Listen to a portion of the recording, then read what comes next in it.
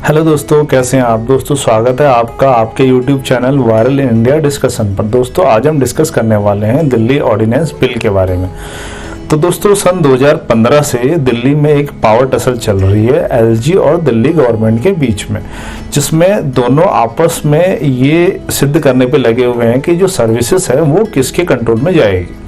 अब दोस्तों दिल्ली को जो है 239AA के तहत कुछ स्पेशल पावर मिली हुई है, जैसे कि यहाँ पे एक लेजिस्लेटिव असेंबली है।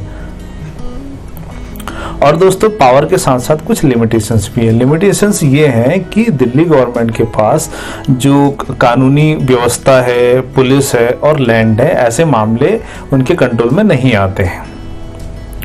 तो दोस्तों ये जो सारा मामला है ये पहुंच गया सुप्रीम कोर्ट, और सुप्रीम कोर्ट में 5 जजों की एक बेंच बैठी, जिसके जो मुख्य सदस्य थे वो थे चीफ जस्टिस DY चंद्रचूड़। तो ये बेंच ने एक वर्डिक्ट दिया। उन्होंने कहा कि जो दिल्ली गवर्नमेंट है वो चुनी हुई सरकार है, जनता द्वारा चुनी हुई सरकार है, तो उसके पास कंट्रोल होना चाहिए एडमिनिस्ट्रेटिव सर्विसेज का। यानी कि जैसे जो IAS ऑफिसर होते हैं या जो दानिक्स होते हैं उनको अपॉइंट करने की और उनके जो ट्रांसफर है वो सारे जो कंट्रोल हैं वो दिल्ली गवर्नमेंट के पास होने चाहिए, सिवाय कानूनी व्यवस्था, पुलिस और जमीन के। अब दोस्तों सुप्रीम कोर्ट के इस आदेश के खिलाफ जो केंद्र सरकार है वो एक अध्यादेश लेके आती है, जिसको हम ऑर्डिनेंस कहते हैं। और दोस्तों जो राष्ट्रपति होते हैं वो आर्टिकल 123(1)(2)(3) के तहत अध्यादेश को इम्प्लीमेंट कर सकते हैं। जो अध्यादेश होता है वो एक लॉ की तरह ही होता है, जिसको सिर्फ संसद ही वापस ले सकती है। और दोस्तों अध्यादेश राष्ट्रपति जो है वो कैबिनेट के रिकमेंडेशंस पे ही इम्प्लीमेंट करते हैं। और दोस्तों जो अध्यादेश होता है वो तब लाया जाता है जब संसद नहीं चल रही होती है, और 6 महीने के अंदर अंदर अध्यादेश को पार्लियामेंट में पास कराना होता है ताकि ये बिल बन सके। तो दोस्तों इस अध्यादेश को बिल बनाने के लिए minister of state for home affairs हैं नित्यानंद राय जी हैं। उन्होंने ये जो है बिल पार्लियामेंट में रखा, और ये जो बिल है ये लोकसभा में पास भी हो गया।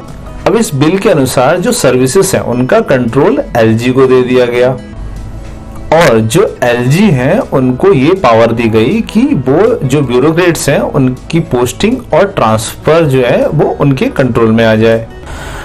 अब दोस्तों हम बात कर लेते हैं बिल में क्या क्या की पॉइंट है। जो 3 अहम की पॉइंट है वो है कि जो फाइनल अथॉरिटी है वो LG के पास रहेगी, चाहे किसी ब्यूरोक्रेट का ट्रांसफर करना है या उसका अपॉइंटमेंट करना है। और अगर दिल्ली में कोई भी बोर्ड बनता है या कमीशन बनता है तो उसका जो हेड होगा वो LG ही अपॉइंट करेगा। और बिल का तीसरा सबसे इंपॉर्टेंट पॉइंट है कि national capital civil service authority NCCS से बनाया जाए। अब दोस्तों हम थोड़ा सा और विस्तार में डिस्कस करेंगे कि NCCS से है क्या। तो दोस्तों जो NCCS से है उसके 3 मेंबर होंगे। सबसे पहले मेंबर होंगे चीफ मिनिस्टर ऑफ दिल्ली, दूसरे होंगे चीफ सेक्रेटरी, और जो तीसरे मेंबर होंगे वो होंगे प्रिंसिपल होम सेक्रेटरी। और दोस्तों जो डिसीजन है NCCS से में वो वोटिंग द्वारा की जाएगी, और जो मेजोरिटी के वोट आएंगे वो फैसला फाइनल फैसला होगा। अब सिंस यहाँ पर एक चीफ मिनिस्टर है और 2 ब्यूरोक्रेट हैं, तो जो पावर है वो 2 ब्यूरोक्रेट के पास ज्यादा होगी कि चीफ मिनिस्टर का जो फैसला है उसको वो ओवररूल कर सकें। और दोस्तों अगर यहाँ पर कोई कॉन्फ्लिक्ट होता है तो जो फाइनल डिसीजन है वो LG द्वारा लिया जाएगा। अब हम बात करते हैं अपोजिशन के क्या क्या कंसर्न है इस बिल को लेकर। अपोजिशन का कहना है कि अगर ये बिल पास हो जाता है, जो कि लोकसभा में तो पास हो गया है और अब इसको राज्यसभा में भी पास कराया जाएगा, और इसके पूरे चांसेस हैं कि ये बिल राज्यसभा में भी पास हो जाएगा। तो जो कंसर्न है अपोजिशन की वो क्या क्या है, उनका कहना है कि अगर ये बिल पास हो जाता है जो पावर है उसका सेंट्रलाइजेशन हो जाएगा, यानी कि दिल्ली गवर्नमेंट के पास कोई पावर नहीं रहेगी, सारी की सारी पावर जो है वो केंद्र के पास चली जाएगी। और दूसरा, चूंकि यहाँ पे जो सरकार है वो लोगों द्वारा चुनी गई है, तो जो दूसरा कंसर्न है वो ये है कि यहाँ पर सरकार का कोई महत्व नहीं रह जाएगा। तीसरा जो अहम पॉइंट है वो ये है कि जो कन्फ्लिक्ट है LG और दिल्ली सरकार के बीच में वो बने रहेंगे। चौथा इंपॉर्टेंट पॉइंट है कि ये जो बिल है ये अनडेमोक्रेटिक है। अनडेमोक्रेटिक क्यों है? क्योंकि दिल्ली में जनता द्वारा चुनी हुई सरकार होती है, लेकिन जो ज्यादा पावर है वो एलजी के पास चली आएंगी। यह बिल सुप्रीम कोर्ट का जो फैसला है उसको नलिफाई करता है, यानी कि उसके अगेंस्ट है।